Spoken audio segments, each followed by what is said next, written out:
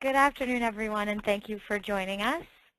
Welcome to the Solar America Communities webinar. My name is Kristen Heary. Even though it says at the bottom that Lindsay Riley is talking, I'm actually Kristen.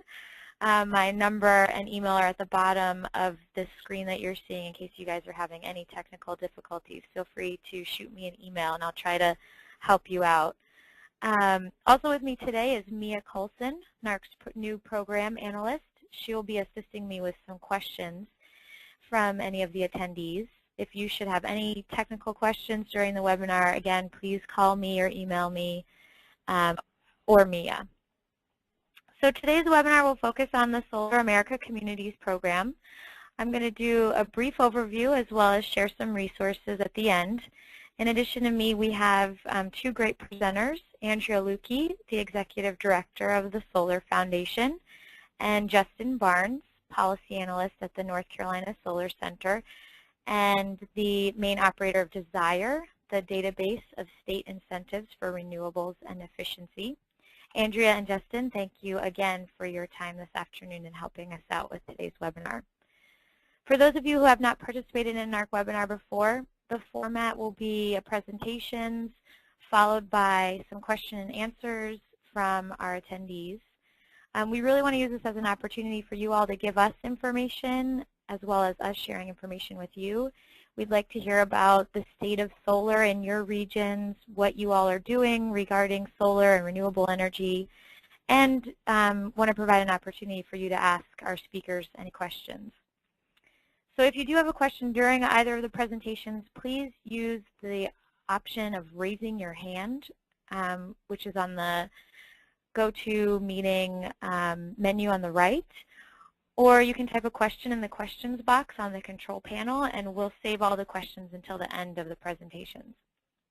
Please note that we're also going to be making a PDF of the presentation available following the webinar as well. And I know that both Andrea and Justin included some great links and resources, so we will make that available so that you can have access to those later. So with that said, let's get started.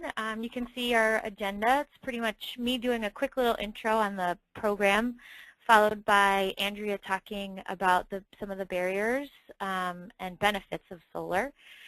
And then we'll give it to Justin to do a short presentation on current solar policy and some opportunities, especially at the regional level. And then we're going to open it up for the last, hopefully, 20 minutes or so to have some discussion and some question and answers from you all. And lastly, I just wanted to plug a couple resources at the end. Can you go to the next slide? So the Solar America Communities program is from the Department of Energy.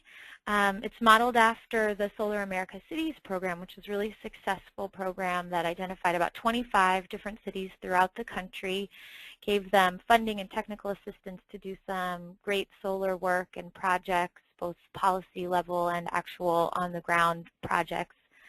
Essentially, the program is opening that Solar America Cities program into a larger scope to encompass communities of all shapes and sizes, including regions throughout the country. We're hoping to use some of the lessons from the Solar America Cities program and some of the best practices and implement that throughout the country.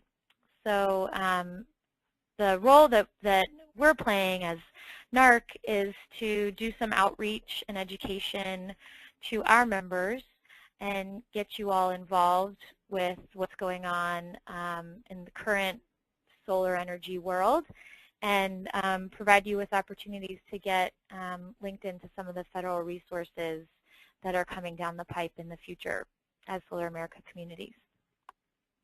So real quickly, I did also want to go through some of the partners in the program. In addition to obviously the U.S. Department of Energy, there are two teams, one team being ICMA, the International City County Managers Association, along with us and the American Planning Association.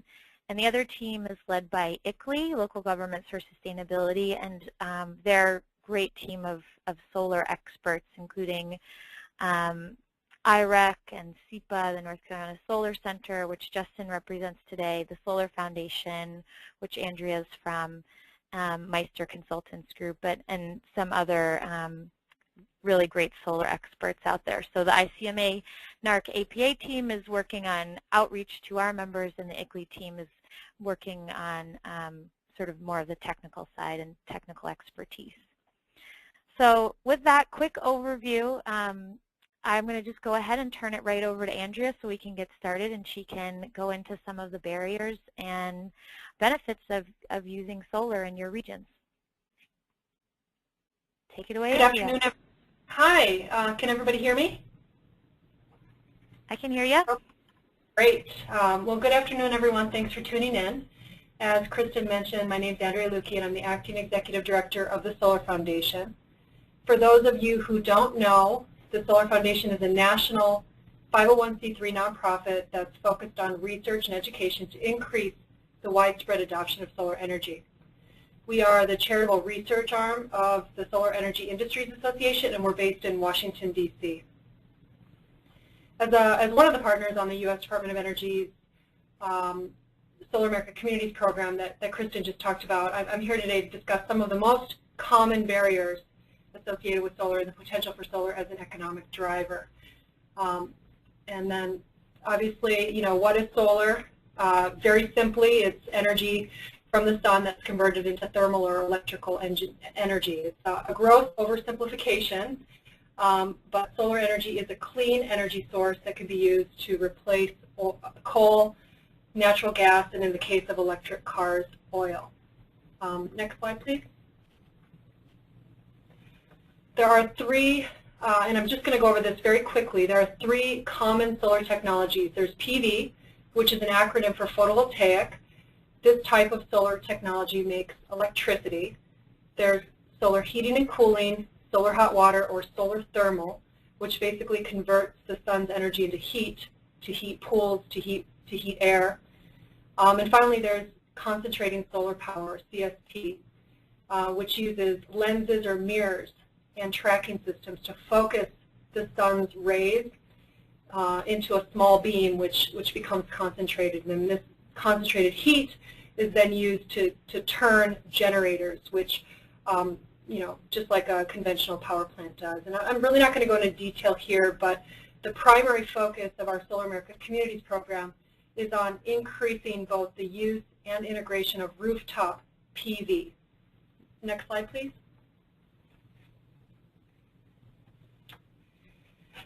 I don't know if any of you have seen this factoid before, but I love it. The DOE, the Department of Energy, states that every hour enough solar energy strikes the Earth to power all human activities on the Earth for over a year. And, you know, with 11 billion people expected to be in existence by the end of the century, one of the biggest problems that we face is increased per capita energy consumption. It's very clear, very obvious that we need to find better ways to satisfy the world's growing energy demands. And, you know, solar can play a big role in doing that, although solar right now only makes up less than 1% of our overall energy mix. Its potential is boundless. If, for example, we were to map out the U.S. in terms of good usable rooftop area for solar panels in urban areas, in cities and counties and towns, that alone would be enough space, enough area to produce 20% of our country's electrical needs. And if you put solar on brownfields and if you put solar in deserts, obviously that percentage can go way up. My point is, in saying all of that, is that with the right infrastructure in place, solar can not only meet but surpass our global energy needs. And the last thing I want to say about this slide is that over the last couple of years, oil prices have more than tripled and coal prices have more than doubled. Yet, you know, good old-fashioned sunshine is still free, and it's limitless. Next slide, please. So, if solar is so great, if it's so clean, if it's so free, if it's limitless, I guess the million-dollar question is, why isn't it more widely adopted? The answer to this question is actually pretty complicated. There's a lot of impediments to the development of solar projects in the U.S. In an effort to really sum it up succinctly, Justin Barnes and I have actually discussed this at length. There are two reasons why solar isn't more widely adopted. For one, there are very tangible, very real barriers, such as a lack of supportive policies at the federal level in many states and also in many local jurisdictions. Also, the permitting and interconnection processes can be complex and onerous. And then also there's a lack of access to solar financing, and these are all very real barriers. In terms of financing, I've been told that it's easier to, and this makes me laugh, to get a solar loan than to get a car loan in Germany. But obviously in the U.S., this couldn't be further from the truth. Unless you're among the wealthy, the relatively high upfront cost of solar does require some type of financing. And despite several recent innovations in the financing community, including community solar, PPA, solar leasing, PACE, which is property assessed clean energy bonds, a standardized, homogenized silver bullet has really yet to emerge, and we still need that. The second reason that solar isn't more widely adopted is due to what we consider to be perceived or imagined barriers or myths about solar energy that absolutely can be alleviated through increased or raised awareness and education. And today I'm going to focus on some of the perceived barriers or myths and give you some facts so that you can help others in your community to better understand the benefits of solar. Next, please. The first myth that I'm going to address today is that solar only works in the Sun Belt, that it doesn't work in places like Minneapolis, Columbus, Cleveland, New York City, Miami, Portland, Seattle. The truth is, and can you go to the next slide, please? The truth is that solar actually works very well in all parts of the continental U.S. This map that was put out by the U.S. Department of Energy's National Renewable Energy Laboratory, or NREL. This is a great map because it shows how Germany fares in terms of its solar resource. And when I say solar resource, what I mean is the amount of good usable sunlight that it receives. Due to Germany's geography and weather patterns, it's really not what we consider to be a very sunny or, it definitely doesn't have what we consider to be a good solar resource. You can see that the purple color here represents that it gets less kilowatt hours per meter square per year than places that are in the red or the orange or the yellow or the green. Yet Germany, obviously, and this is what's so interesting, it's the largest consumer and one of the largest producers of solar energy in the world. In 1 month last year, in June of 2010, it installed an astounding 2.13 gigawatts of solar energy in 1 month. And just to put this into context, the U.S. is currently the fourth largest leading solar market in the world, but has only 2.6 gigawatts of total cumulative installed capacity. So, 2.6 total versus 2.13 in 1 month. I mean, it's unbelievable. And really the key here, and the reason I bring this up, is because the U.S., although it may seem to be lagging, it has tremendous potential to not only catch up, but also to dominate. As the world's third largest country in terms of size, the U.S. has a natural competitive advantage to be a solar energy leader. Next slide, please. The second myth or perceived barrier that we routinely hear is that solar technology is not new, that it's immature, inefficient, that it's not reliable, or that it's a fire hazard. Next slide. Well, the truth here is that solar technologies have been around for over 50 years. Solar heating technologies have vastly improved. Life expectancies of solar modules, or the panels, are now between 25 and 30 years, and then of course inverters have a life expectancy of between 10 and 15 years. Performance guarantees and warranties are a lot more common, and manufacturers and installers are focused on quality and safety.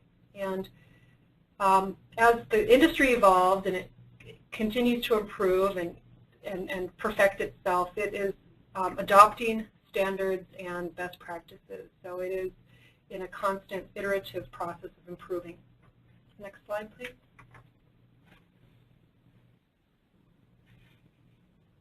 The third myth is that solar is too expensive. And whenever I hear this excuse, I actually hear what they're comparing solar to. I don't know if anybody's seen the ad by Nissan advertising the Nissan Leaf electric car.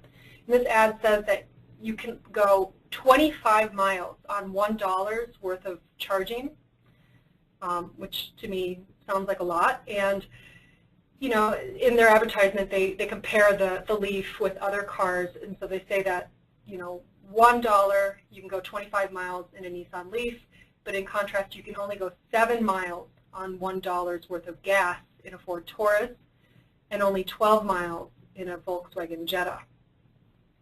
And you know, so that to me that's compelling. The Leaf obviously doesn't come cheap. It costs money to buy. It's $26,000 new after a tax rebate. But if you look at it logically, the sticker price is not outrageous. You're going to save a lot in the avoidance of having to go to the fuel pump every day. It's a lot cheaper. The $26,000 sticker price is a lot cheaper than a Jeep, a Mustang, a lot of the different Toyota models that are out there right now, and of course all of the luxury cars, all the Beamers and the Mercedes. But yeah, solar is, in my opinion, and in the opinion of many others, because we take a long-term view of things, is not too expensive. It may lack consistent and developed mainstream financing mechanisms, though I do have to say that this is one of the things that we are working on through the Solar America Communities program. But solar can definitely be a very smart investment, taking a long-term approach. The cost of modules are decreasing while energy costs are increasing. There are a lot of incentives available. There's still the 30% federal investment tax credit and many state and local and utility rebates. And since it's a proven technology, it's going to generate energy for you, generate electricity for you for 25 to 30 years. So yes, it definitely can be a very smart investment. Next slide, please. The cost of installing PV is decreasing rapidly. According to the Solar Energy Industries Association and Green Tech Media's 2010 year in review, the cost of the average system fell by 20.5% in one single year. It went from $6.45 a watt in the first quarter of 2010 to $5.13 a watt in the fourth quarter of 2010. They say that manufacturing, installation efficiencies, as well as, of course, economies of scale are responsible for solar becoming much more affordable. And we believe that these trends will continue. We anticipate that these trends will continue, especially considering the U.S. Department of Energy's Sunshot Initiative and its unsubsidized $1 per watt installed cost goal. Next slide. In this map, I don't know if any of you have seen this before. It was put out by NREL, the National Renewable Energy Laboratory. And it shows that as of late 2008 and early 2009, solar was at or near grid cost parity in many areas such as California, Hawaii, and New York. You can see where the red is. What I mean by grid cost parity is that it costs the same to get electricity from solar as it does to get electricity from conventional energy sources that come from the grid. And grid cost parity is really due to a combination of things. It's due to high electricity prices in general, very good solar resource, you know, the Sun Belt obviously will get more solar per kilowatt hour. And then, of course, good local and state incentives. Can you go to the next slide, please? And this slide, in contrast, shows where we'll be in 2015.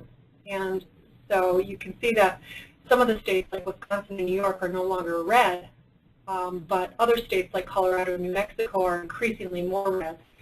And the reason why Wisconsin and New York are no longer red, I believe, is because their local incentives programs are projected to have dried up by then. But other markets in the West and in the Northeast and even in the Southeast are starting to develop due to those high electricity prices, good solar resource, and some new incentives coming on board. So anyway, the main takeaway here is that solar is getting cheaper and cheaper and can definitely compete with traditional fossil fuels, which are becoming more and more expensive. Next, please.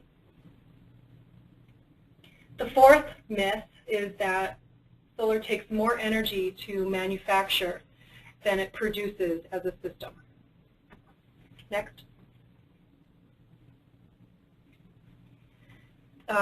Actually, the truth is that PV systems produce far more energy than is consumed in manufacturing them. And I really don't want to get into the weeds here, but NREL looked at modules, the panels, frames, and the balance of system components like inverters for both multi-crystalline systems and thin film systems, and found that the so-called energy payback of PV systems is between 1 and 4 years, depending upon the technology that's used. Now what this means is that PV systems will provide a net gain of 26 to 29 years of pollution-free electrical generation. And this study is actually on the conservative side. There have been other studies recently released that show an energy payback of 1 to 2 years or just 1 year.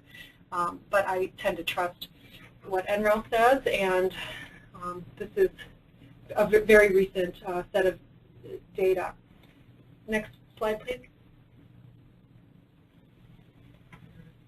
The fifth and final myth that I'm going to go into today, and of course there are many, many others, is that solar is only for green groovy people, for tree huggers and liberals. And of course this is not true.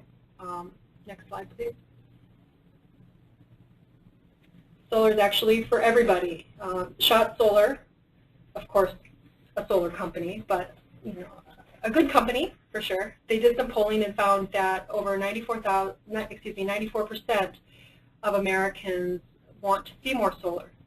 And what's interesting is that this desire was found to be consistent across party lines, that it didn't matter if you were a Democrat or a Republican. Another way that we can prove that solar is for everyone is through local investments, with the military and with city and local governments trying to create emergency response systems. In Montana, for example, they installed 20 PV systems on fire stations to hedge against blackouts.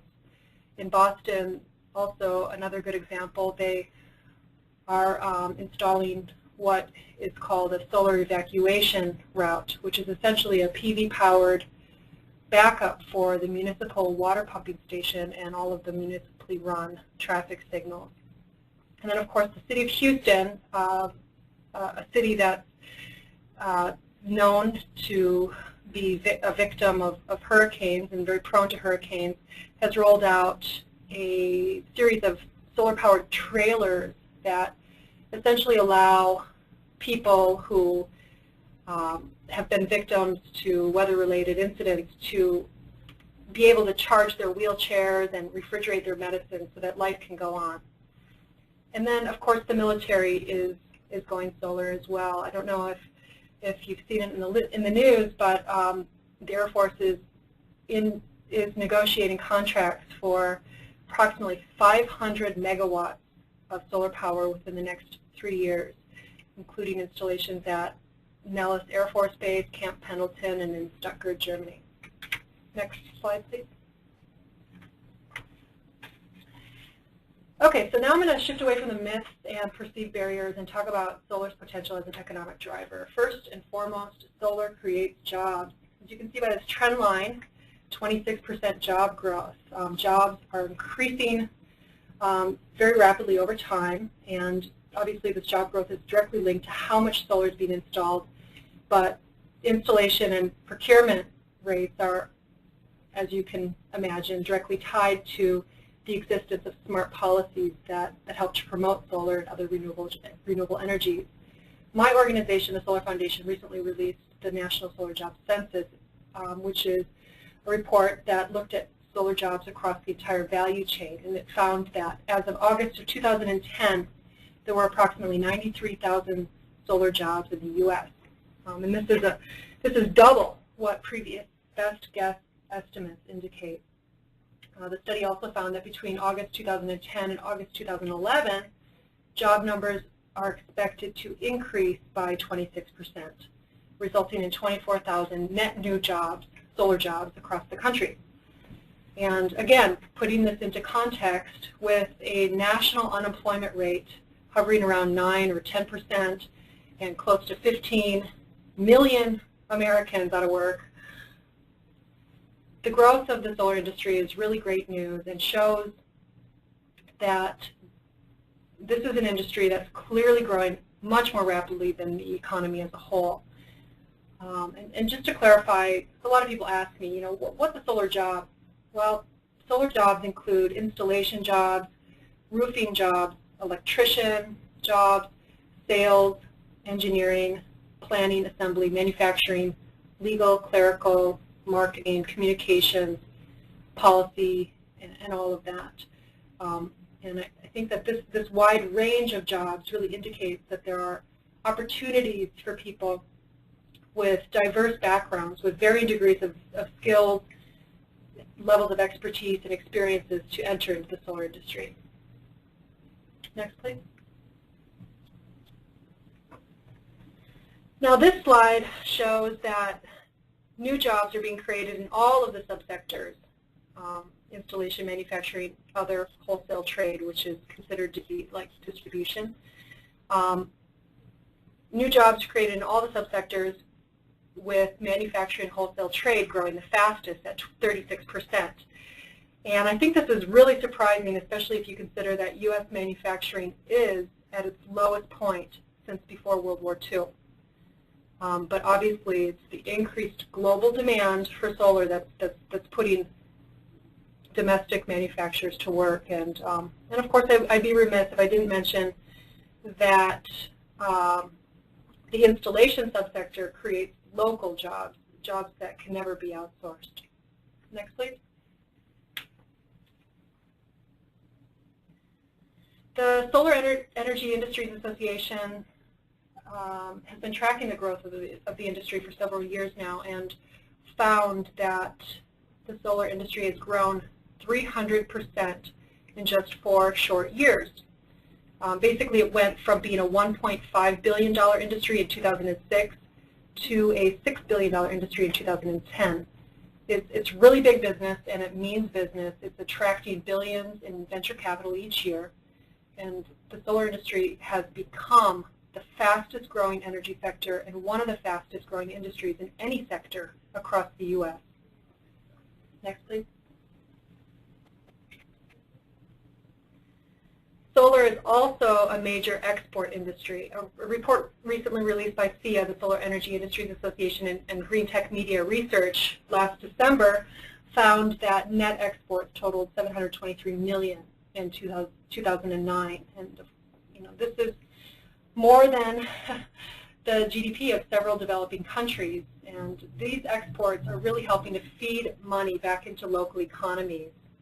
The report, another very interesting point that the report made, or interesting finding, is that solar created $2.6 billion in direct value in 2009. Direct value, this is all money that stayed within the U.S. And then they drilled down a little bit deeper and found that 72 cents out of every dollar that's spent on a solar installation in the U.S. eventually finds its way back to the local U.S. economy through wages paid to installers, laborers, legal teams, etc. So I think that's a really interesting report, and I recommend everybody check it out. Next, please.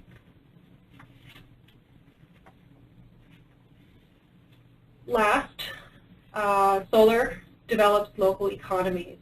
It can provide increased revenue opportunities for those of you who own land or a building. That land or roof space can be leased out. Now, of course, this depends on local laws, but in many cases it's possible. The city of Chicago, for example, they leased a 40-acre brownfield to their local utility, Exelon. And you know, in this deal, they are managing to make over $110,000 each year. So that's a pretty good investment on their behalf. The city of Las Cruces, New Mexico, same thing. They're working on a land lease with SunEdison, which is a solar company. And if this goes through, they're going to end up making $2.3 million of the life of the project. So great way for cities and landowners to make some money off of this. Solar can also provide increased revenue opportunities for cities and counties on collected property and sales taxes. Again, this depends on local laws, but property and sales taxes from solar can become a revenue generator for cities and counties. And then finally, solar can improve regional economic competitiveness. It can induce private capital investment. It can serve as a catalyst for other clean tech companies and investments to locate in the region. It can stabilize long-term energy prices, acting as a hedge against rising electricity rates. It can enable the region to avoid additional costly environmental controls on other industries. And although this really depends on where you are, it can decrease a region's reliance on energy imports, helping to save ratepayers some money. Now, all of these points, I think, serve to make our region a lot more attractive and competitive for businesses, investors, and residents. Last slide, please. And really, that's all I have time for. I really appreciate the opportunity. Thanks so much for tuning in. I'm happy to answer any questions at the end. But now I'm going to turn it over to Justin Barnes to talk about the financial costs and benefits, the role that policy and incentives play, and what measures local governments can take to advance solar energy. Thanks. Thank you so much, Andrea. That was really helpful. Thank you. Yeah, I think that everyone out there, like I said, we're going to have some of these slides available afterwards, and just going through some of those myths and the facts, I think, are really helpful to share with any of your constituents, as well as some of those great slides on showing how solar can be a wonderful economic driver in your community and the growth that the industry has seen. So thank you very much, and stay tuned because we do have some questions that people have typed in. If those of you on the line have any others, feel free to go ahead and type them in. We'll read them off at the end. And with that, let me go ahead and introduce Justin. Hi, folks. I'm Justin Barnes. I'm with the North Carolina Solar Center. I work on the database of state incentives for renewables and efficiency, and otherwise known as Desire. And what Desire is it's a DOE-funded project. It's been around since 1995, and it's intended to be a comprehensive source of information about financial and regulatory incentives for renewable energy and energy efficiency, including solar.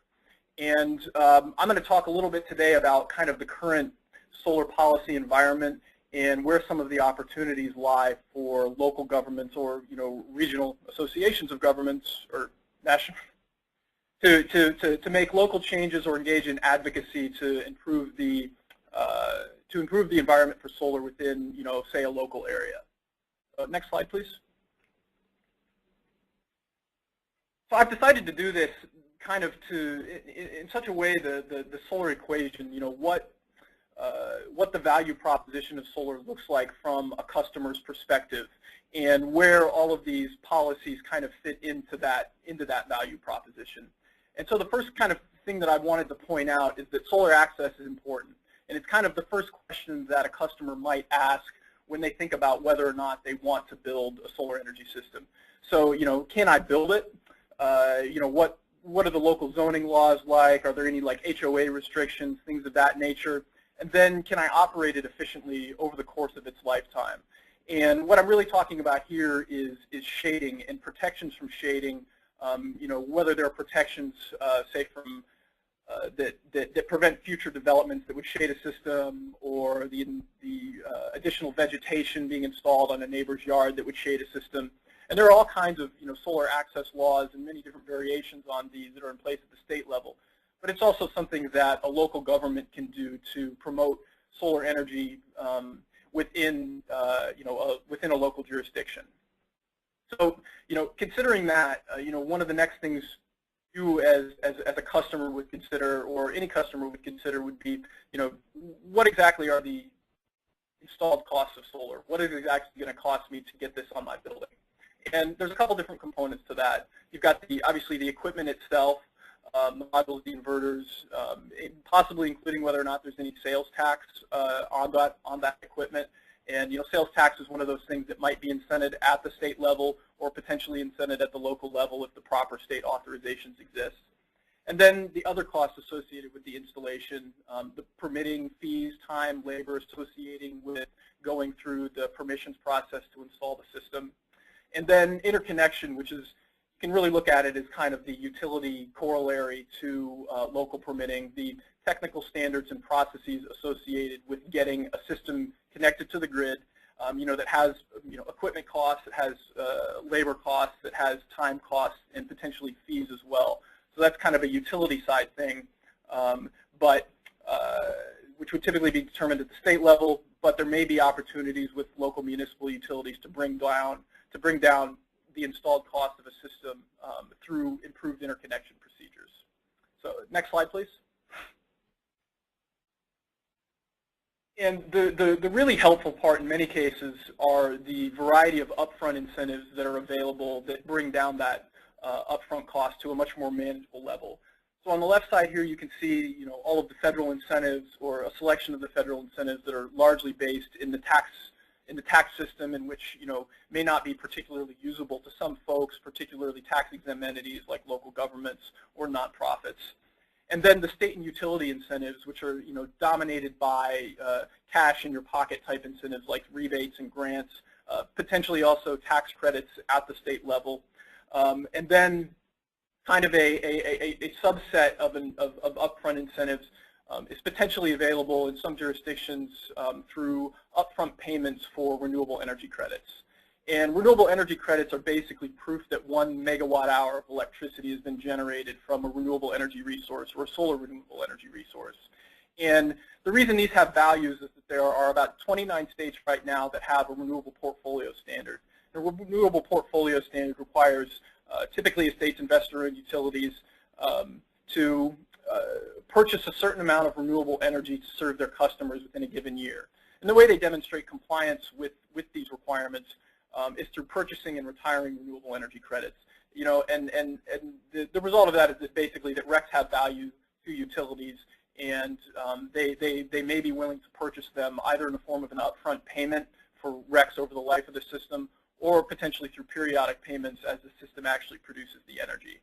So with all of those upfront incentives in mind, subtracting that from the cost, you get basically the upfront cost to the customer. And I've included a couple question marks here. Are there any local incentives available, local cash incentives, or other varieties of incentives? And then what are the financing options? Is it simply the only way to do it is to make a cash purchase, or are there public or private means to actually go ahead and finance the system and pay for it over time? Next slide, please. And the return on that is, really the value to the customer, kind of the opposite side of that equation. And it comes in several different forms. In terms of revenue, one of the main forms that comes in is our foregone electricity costs. And your foregone electricity costs are really, or the value you get from foregone electricity costs, are really associated with your net metering regime and rate structure. And these are utility policies that are typically, again, determined at the state level, but in the case of a municipal utility, may be determined at the local level. And net metering basically defines how a kilowatt hour or unit of energy that's exported by you as the system owner to the electric grid ends up being valued. And your rate structure is obviously what you pay for electricity, and what you pay for electricity has, a profound influence on what not paying for that same amount of electricity is. So both of those are pretty closely intertwined together on the utility side. And then there's the potential for additional performance incentives. Performance incentives simply being incentives that accrue over time as the system actually produces energy. So you've got your renewable energy credits, possibly through some form of contract where the utility or an aggregator agrees to take title to the RECs in exchange for payment over the course of 3 years or 5 years or even 10 years, or kind of on an as-needed basis where you sell them as they end up being produced. There's also, in certain jurisdictions, the potential for other performance incentives, like $1 per kilowatt hour incentive that isn't necessarily associated with a renewable energy credit transaction. Next slide, please. And of course, balancing that are whatever costs are associated with operating and maintaining the system. Andrea mentioned, the possibility of an inverter replacement. That's something that you would typically contemplate as you're doing these calculations. And some of the other costs that would be associated with owning the system. If you've engaged in some form of financing, the costs that are associated with, servicing the loan, paying back principal, paying back interest, and whether or not there is an adverse impact on your property taxes associated with installing a system on a building. And like with sales taxes, this is one of those areas where a state may incentivize solar by offering some form of exemption or special assessment, or indeed may actually offer local governments the opportunity to incentivize solar through the property tax system as well. And thinking about all this and actually plugging in numbers to all these different variables in the equation can be kind of a daunting process. But one of the ways that this is, from the perspective of the customer, can be avoided to a large extent is through the use of third-party ownership mechanisms. So next slide, please. The basic idea behind the general term of third-party ownership is that what you have is a solar power developer or a solar services company owning, operating, and financing the system that's located on the host customer site. And so all of those tax incentives, all of those rebates, typically the renewable energy credits, the value obtained from them as well, ends up accruing directly to the system owner. But that value ends up also filtering down to the customer in the form of what they actually pay to purchase electricity from the system, or the lease payments that they make on the system. So the customer kind of benefits from having that on-site generation, which is reducing their electricity costs. And they benefit indirectly from all of those state incentives because what they're purchasing is priced lower than it would otherwise be if those incentives didn't exist. And there are a lot of benefits associated with this type of model. One being the increased ability to fully utilize and efficiently utilize, particularly those federal tax incentives for some folks. The fact that you're just paying for electricity or making lease payments over time, your upfront costs are substantially reduced, or in many cases eliminated under many of the offerings that the solar services providers are advertising right now. And ultimately, also a lower hassle factor. You're not involved in owning, operating, maintaining the system. You're not concerned with what the RECs sell like, or sorry, with selling your renewable energy credits. You basically, all of this stuff is taken care of by the quote-unquote professionals. And what you're left with, hopefully, are lower and predictable energy costs. So next slide, please. So, that's the ultimate result, or the ultimate goal of one of these third-party ownership arrangements, where, the combination of what you're still paying from electricity that you purchase from a utility and what you're paying in the form of a power purchase agreement with a solar service provider or a lease agreement with a solar service provider is ultimately less than what you would have been paying for electricity had you just stayed with the incumbent utility and not installed a system on your building. Now, there is a catch to this, though, and the catch really is that availability of this type of option tends to be limited to certain, in most cases, states. And it's limited for a couple reasons. One, the the solar service provider is in the business of making money and offering attractive options to customers. To the extent that there aren't the, say, state incentives that are needed to make these offers attractive, then the solar service provider is either going to be making unattractive offers and probably not signing up many customers, or they're not going to be operating within a jurisdiction altogether. So, the state incentive regime is important in this respect. What's also important is how your state deals with regulating public utilities, and specifically whether or not you as a customer have retail choice, that is the ability to choose your electricity provider. And what it comes down to is that in states that haven't been restructured, where retail choice isn't available, you tend to run into problems where a solar services provider would be defined as a public utility, subject to Public Utilities Commission regulation, and subject to the franchise laws that exist within that state that essentially prevent a new competitor from coming in and selling electricity within the service territory of a regulated utility. And to some extent, leases can be used to kind of get around this restriction, but it tends to be a pretty important detail, in determining, kind of what options a customer actually has for purchasing solar electricity. Because if you don't have the third-party ownership model available, then you're reduced to owning it yourself, financing it through cash, or financing it potentially through a public or private loan. So we actually have a map of some of the state-level information on where third-party arrangements are permitted, and you can see that at the link below. Next slide, please.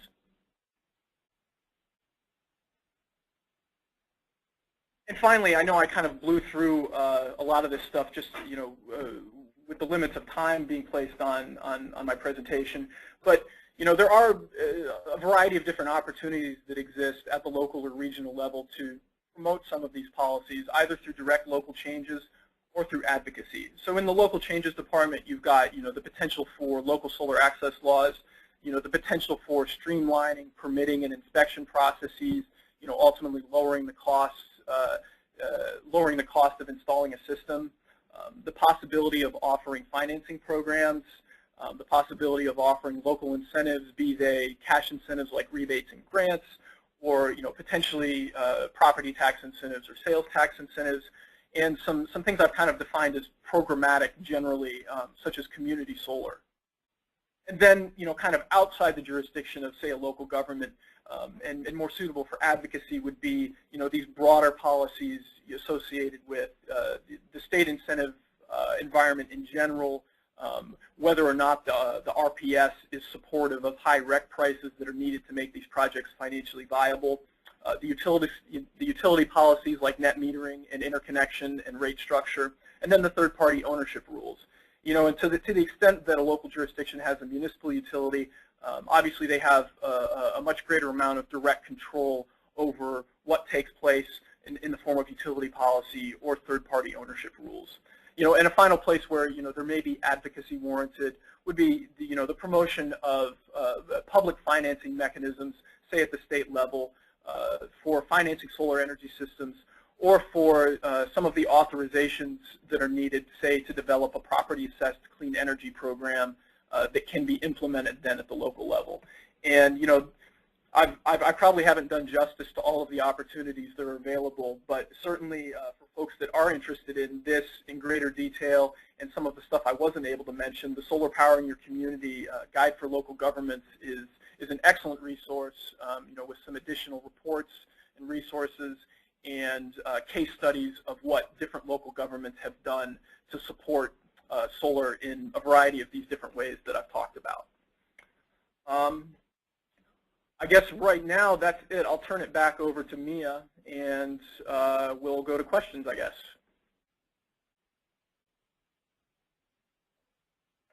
This is Kristen. Justin, that was great. Thank you so much for your presentation and for going through some really complicated stuff in a clear, concise way. And again, for highlighting the Solar Powering Your Community Guidebook, which I will also plug at the end of the presentation, because I think it is really a fantastic resource for us to pass on to our communities.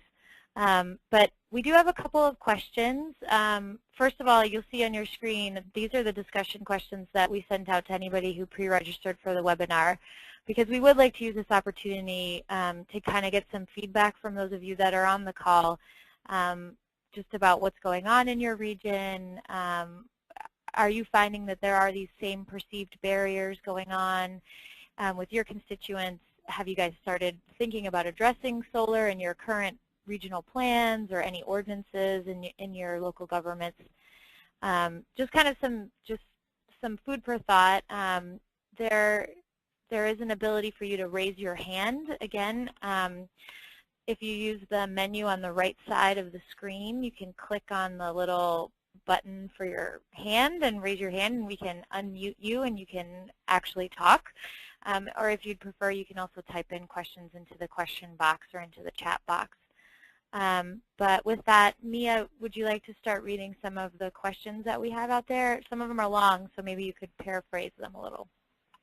Absolutely. We have one for Andrea, which is if you could talk a little bit about the Sunshot Initiative and specifically the slide showing the 2015 grid parity. Does that use the Sunshot $1 a watt rate? That's a great question. Actually, the report that the map derives from does not incorporate the Sunshot goal. The report was actually released by NREL in December of 2009, which was before the Sunshot Initiative was created or conceived. But the Sunshot program, I think we're going to see a lot more grid cost parity than even what that map shows. For those of you who don't know what the Sunshot Initiative is, it's basically a brand new Secretary Chu top-down Department of Energy initiative that basically, it's like our moonshot, our chance to decrease the cost of solar in so much that it becomes affordable and accessible to everyone. The idea is to reduce the cost of solar by 75% by or before the year 2020. And they're talking about the goal being $1 per watt, which would be 6 cents a kilowatt hour for utility installed solar. And that's a very aggressive, very ambitious goal, very noble, very inspiring. And you know, and I think it's achievable, but of course we have to make sure that the installations that are going up are quality installations and that we consider safety along the way. But module cost reductions, you know, in terms of manufacturing and R&D, what experts say is that at some point very soon we're going to hit a brick wall where we can no longer reduce costs with equipment. And so the cost, the way in which we're going to achieve this goal and get to the $1 per watt goal is through reducing our soft costs, the cost that it takes and the time that it takes, because time is money, in pulling permits, in driving to sites, in going through the interconnection process. All of these things take time, which adds to the installation cost. And so that's one of our objectives through the Solar America Communities program, is to help streamline or standardize some of these processes so that permitting and interconnection, all of that goes much more quickly so that we can drive costs down at the local level. I think that's all I really want to say, unless Justin wants to add a couple things to that. I was just going to say that if you look in some of the details on those slides, the maps that Andrea showed, they do show, I believe they show, the first one shows grid parity at $8 per watt, and then in the future they show grid parity at successively lower you know, installed costs, $7 per watt, $6 per watt, and that's kind of the origin of all those different colors on the map. So, you know, the super dark red ones are where grid parity has been achieved, you know, with I think $8 a watt, and with the current incentive and rate structures. And then moving down from there, you would have grid parity with the existing rate structures and incentives at $7 a watt in other locations and $6 a watt in some other locations as well. Great, thank you. Our next question is, how can regional councils be used to provide technical support to move existing manufacturers into solar? I can probably address that. Actually, prior to joining the Solar Foundation, I ran the City of Milwaukee Solar America Cities program, and one of our main initiatives was to help local manufacturers in the Milwaukee metro region retool their processes so that they can enter into the solar hot water manufacturing market, the supply chain. And the first step for us was to have to consult. Let me start over.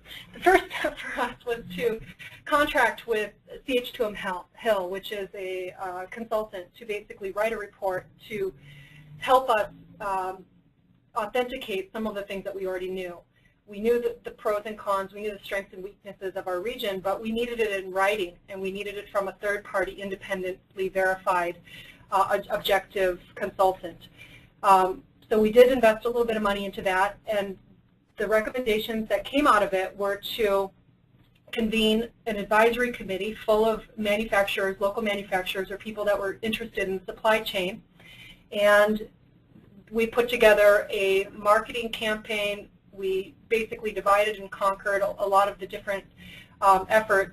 Obviously, whenever you start something, you have to create a plan, and that includes marketing, and that includes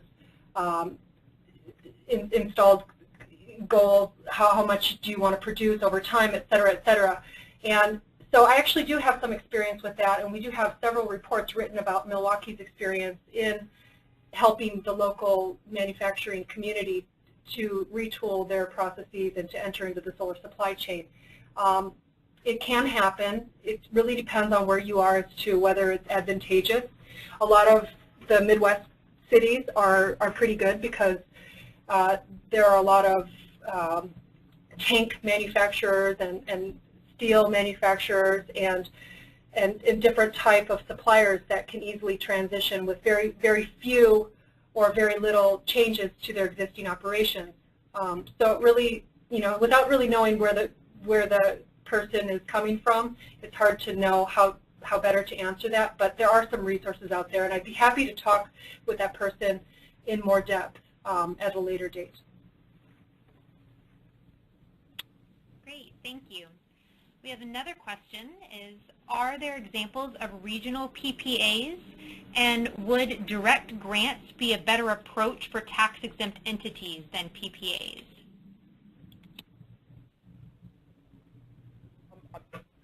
I guess I'll field that. I'm not sure exactly what you mean by regional PPAs. I'm assuming you're referring to, say, a coalition of local governments getting together to, say, sign PPAs collectively for a group of projects.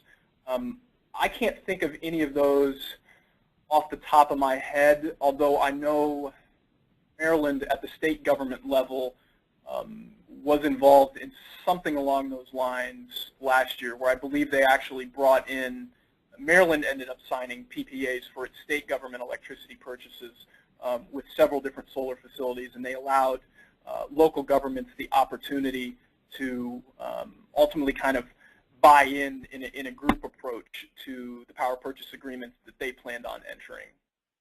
And as far as the, would direct grants be better? I think the general consensus in the solar industry is that the direct grant that's available, the grant in lieu of tax credit, is a substantial improvement on the existing federal tax credit. Produces a lot more kind of flexibility into what you can do into the system, and makes it not so dependent on being able to find somebody with the tax appetite to actually use the incentive. But from a practical standpoint, I won't delve into advocating one thing or another. But from a practical standpoint, it's probably not as as feasible as operating through the tax system, at least from a political standpoint. Thank you, Justin. Our next question is, how did you finance the Milwaukee retooling effort? Well, we had a small bucket of money from the federal government through the Recovery Act. Milwaukee was a Solar America city, and we applied and we won a special projects grant that gave us approximately $50,000, which isn't very much, to convene a group of stakeholders and put together a marketing plan to get the local economic development council on board, to get our mayor on board, to start really basically just to start up funds to get it going. Ultimately, we thought that we would incorporate as a 501c3 and do some fundraising, grant seeking in order to finance operations. But you know, when the industry really wants something, and your local companies, your local businesses, and your utility, and your economic development council, all these people converge and they want something and they have a shared goal, you'd be surprised as to how much money can, you know, not fall from the sky, but can emerge as a result of this shared goal. You know, there's a lot of, you know, a lot of people put together conferences in order to raise funds. That was something that we were going to do as well, and I'm sure that my successor, Amy Hart in Milwaukee, is working on doing something similar to that, because yes, financing those types of initiatives are always very difficult. Thank you. And our last question that we have right now is, what is the status of PACE?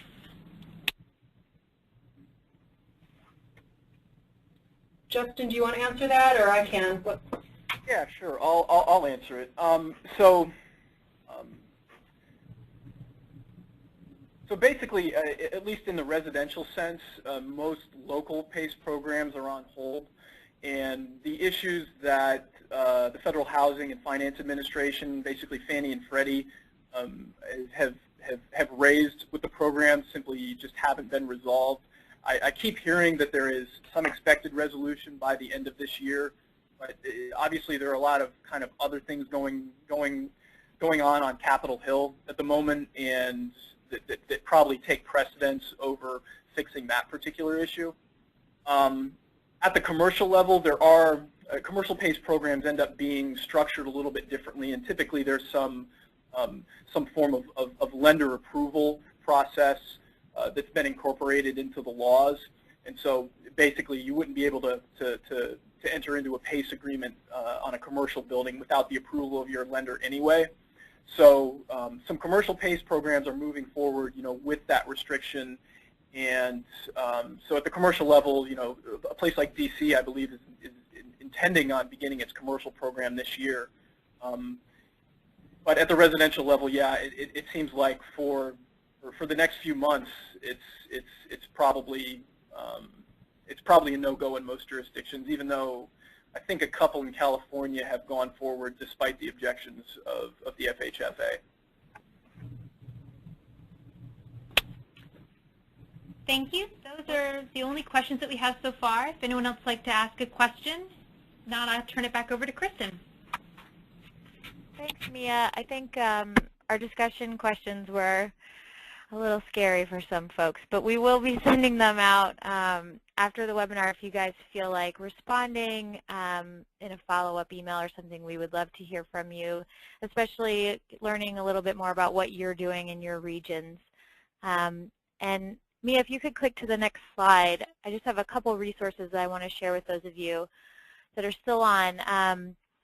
Again, I just wanted to reiterate Justin's mention of the Solar Powering Your Community Guide. It's available on the solaramericacommunities.energy.gov website, along with some other guides that are really helpful. They've been newly updated and have some great case studies as well as some step-by-step instructions for how to kind of move forward with solar in your jurisdictions. I also encourage you to check out NARC's solar energy webpage. You can find it off the main page or through this long tail here. And we also try to keep you all updated in e-regions. If you aren't getting those, please sign up for NARC's weekly e-newsletter, e-regions. And Mia, if you could go to the next slide. I also wanted to mention that DOE currently has an RFI out right now for an forthcoming challenge that they are going to hopefully launch in the next few weeks or so. And part of the challenge will be for coalitions of governments, such as regional councils, those of you all on the phone from regional councils, to work together to improve your region's market conditions for rooftop photovoltaics. So this is an exciting opportunity that's coming down the pipe. They're looking for some information about how to put together the challenge, and NARC is actually crafting a response to that because it is due in a few days. But if you have some dire concerns that you like to incorporate either in NARC's response or on your own, I encourage you to find out about that. And you can contact me if you want some more information about the RFI. And then lastly, if you go to the next slide, I want to plug our workshop and tour coming up at the NARC annual conference. The conference is in San Diego. You can find information about it on the NARC homepage.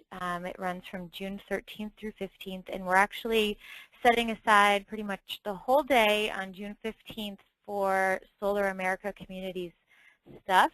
We're doing 3 different sessions as well as lunch, and then a tour looking at some of the interesting regional solar sites in San Diego and beyond. And since you guys are all on the phone right now, and we're still kind of crafting exactly what's going to go into each of our 3 different sessions, I would love to get some feedback from those of you that are involved in this on what would be most beneficial for you to hear in the workshop. We want to make it most helpful for our members, and so we'd love to hear your feedback on some of the ideas of how we can do that best. But essentially, we're probably going to take a page from Andrea and Justin's books and do some sort of overview of policy, benefits, barriers, something that you guys can all take home to your regions and replicate. We'd also like to talk a little bit about how you can integrate solar into current work, whether it's your current comprehensive plans or if you might have regional energy plans, maybe even regional renewable energy plans or sustainability plans, how solar can get incorporated into stuff you're already doing, since I'm sure you all have enough on your plate already. And then lastly, giving an opportunity for those of you out there doing some really great stuff to showcase yourself and talk about some of the best practices. So that's what we're looking forward to in the next few weeks. And again, I encourage you to check out the Solar America Communities.energy.gov website, as well as NARC's Solar Energy website for more information, or to contact either me, Kristen Heary at NARC, or Mia Colson, as well as I think Andrea and Justin are both mostly available to answer emails if you have any other offline questions. So thank you very much for joining us today.